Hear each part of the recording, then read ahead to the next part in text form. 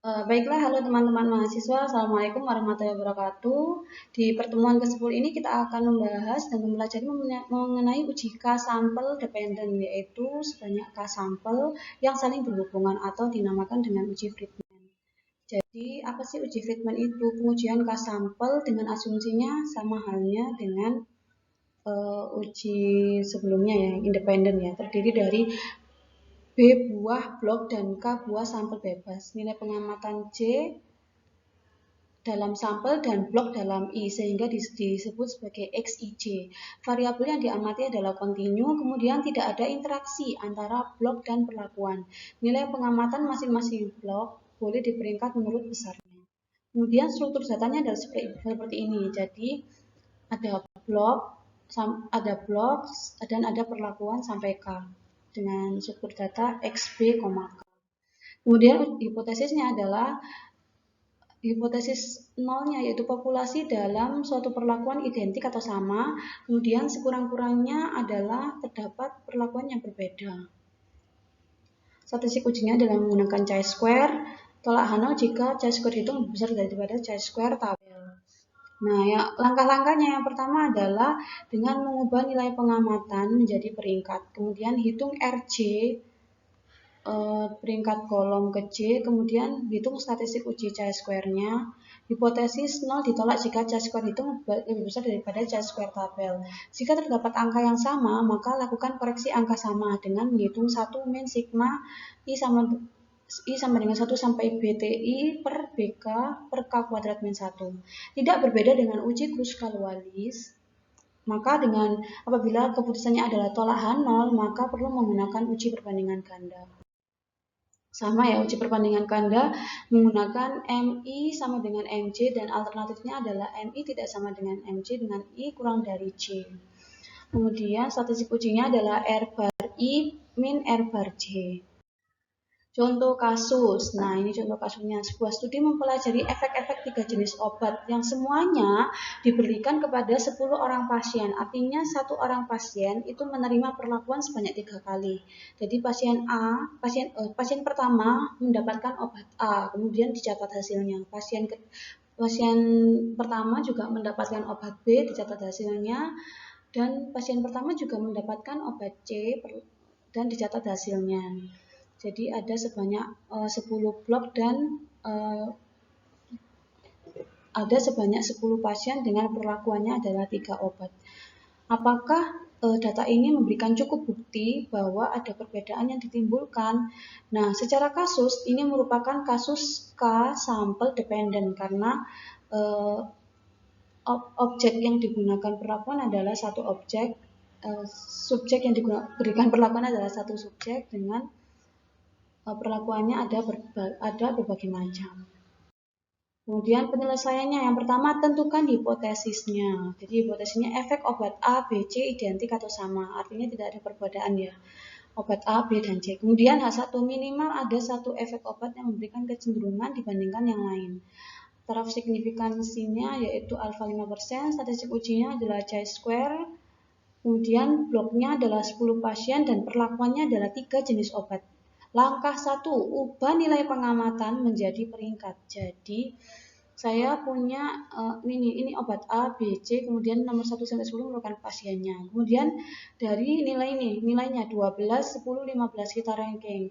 10 adalah ranking 1, 12 ranking 2, 15 ranking 3. Untuk pasien kedua, 10, 15, 20. 10 ranking 1, 15 ranking 2, 20 ranking 3. Seterusnya sampai pasien ke 10. 10, 14, 15, 10 ranking 1, 14 ranking 2, dan 15 ranking 3.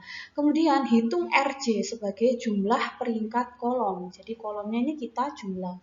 Sigma RJ, J adalah 1 sampai K, benar ya? 1 sampai K. Nanti ada 3R, 3R, 3R, R1, R2, R3. R1 adalah jumlahnya ini 2 plus 1 plus 1 sampai plus 1 adalah 14. Kemudian RB adalah 21,5 dan ranking C adalah 24,5. Selanjutnya langkah ketiga adalah menghitung statistik uji dengan rumus chi-square sama dengan 12 per BK kali K plus 1 sigma J sama dengan 1 sampai K RJ kuadrat min 3B dikalikan K plus 1. Jadi 12 per bloknya ini berarti K dulu ya, K-nya adalah 3, bloknya adalah 10 dikalikan K kan perlakuan ya, 3 obatnya, 3 plus 1 sigma RJ berarti 14 kuadrat plus 21,5 kuadrat plus 24,5 kuadrat min 3 kali B-nya adalah 10 dikalikan K perlakuannya 3 plus 1. 12 plus 120 per ini hasilnya adalah 5,85. Kemudian kita cek apakah dia ada angka yang sama. Jika terdapat angka yang sama, maka gunakan statistik uji chi-square dibandingkan ini. Kalau tadi kalian amati kembali karena ini tidak bisa backslide ya, nanti akan kita temui angka yang sama yaitu 8, 9, 10, 12, 14, 15. Ada sebanyak 6 angka sama. Maka dihitung ya, sama dengan 1 min sigma I sama dengan 1 sampai B TI, sehingga angka yang sama adalah 6. 6 per B kali K 10 kali 3 min K kuadrat 9 min 1. 1 min 6 per 2, 40. 1 min 0,025 adalah 0,975. Kemudian sehingga chi-square-nya setelah dengan menggunakan koreksi angka sama adalah 5,85 dibagi 0,975, hasilnya adalah 6. Kita langkah selanjutnya adalah menentukan daerah kritis tolak H0 jika chi-square hitung lebih besar daripada chi-square tabel. Karena chi-square hitung 6,00 lebih besar daripada chi-square tabel 0,05 dengan perlakuannya adalah 2, hasilnya adalah 5,99, maka tolak H0. Sebenarnya angka ini sangat riskan karena dia mirip ya, bedanya hanyalah 0,01. Maka kesimpulannya, karena tolak H0 maka minimal ada satu efek perlakuan yang memberikan kecenderungan dibandingkan obat yang lain. Nah, perlu dilakukan uji perbandingan ganda untuk mengetahui siapa yang memberikan efek. Nah, kita lakukan, ini cara yang kita gunakan ketika menggunakan software Minitab. Jadi, inputkan jenis obat, pasien dengan kodenya, jadi jenis obatnya nanti 1 ke bawah sebanyak 10, kemudian 2 ke bawah sebanyak 10, 3 ke bawah sebanyak 10. Pasiennya 1 sampai 10. Nah, waktu reaksinya di input. Jadi, inputnya adalah ke bawah. Nah, ini ya. Jadi, ikuti aja dengan start, non-parametric treatment. Kemudian responnya adalah waktu reaksi, treatmentnya adalah jenis obat, dan bloknya adalah pasien. Hasilnya ternyata, nah ini, ketika 5,85 itu ketika dia tidak menggunakan faktor koreksi angka sama. Sedangkan kalau nilainya 6, sama kan dengan hitungan manual kita, ketika belum dibagi angka sama 5,85, ketika dibagi dengan koreksi angka sama hasilnya 6. Kemudian p-value-nya ternyata 0,5. Nah, sedangkan kita menggunakan alfa 0,5. Jadi kan hasilnya sama. P-value tolak H0 jika p-value kurang dari alfa. Ternyata 0,05 sama dengan 0,05. Sehingga keputusannya sebenarnya tolak H0. Tapi karena menggunakan chi-square tabel dibandingkan dengan 5,99, hasilnya tadi tolak H0, tapi kalau yang ini tadi adalah gagal tolak H0, sehingga hasilnya adalah semua perlakuan obat A, B, C adalah sama. Kalau ini adalah dengan menggunakan SPSS. Jadi kalau dengan menggunakan SPSS kita tidak perlu melakukan coding, kita masukkan obat A, B, C, nilai A, B, C. Jadi nanti ini adalah 10 baris dengan 3 kolom. Nah, untuk hasil SPSS sendiri ternyata langsung memberikan hasil yang dia dengan menggunakan koreksi angka sama atau nilai chi-square-nya adalah 6. Nah, ini ya uji perbandingan ganda. Setelah kita tahu ternyata ada perbedaan obat A dibandingkan obat B, obat A dibandingkan obat C, dan obat B dibandingkan obat C. Dengan R bar 1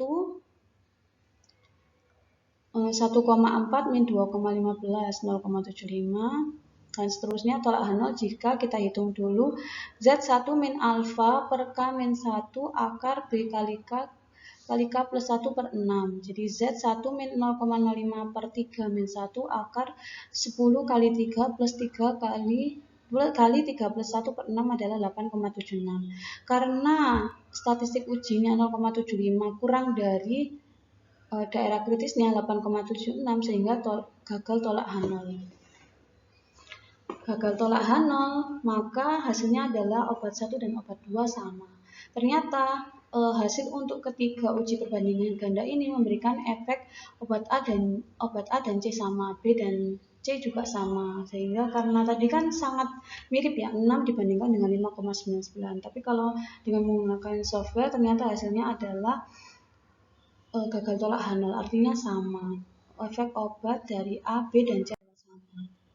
Nah, untuk bisa memahami lebih jauh tentang uji ini, kalian bisa mencoba menghitung untuk membandingkan nilai-nilai asimilase pada pasien penderita pankreatis. Jadi ada 9 pasien dengan metode A, B, dan C. Silakan. Dan ini adalah tugas kelompoknya. Silakan kalian buat. Apabila masih ada pertanyaan bisa ditanyakan di grup WA maupun di Google Classroom. Terima kasih. Wassalamualaikum warahmatullahi wabarakatuh.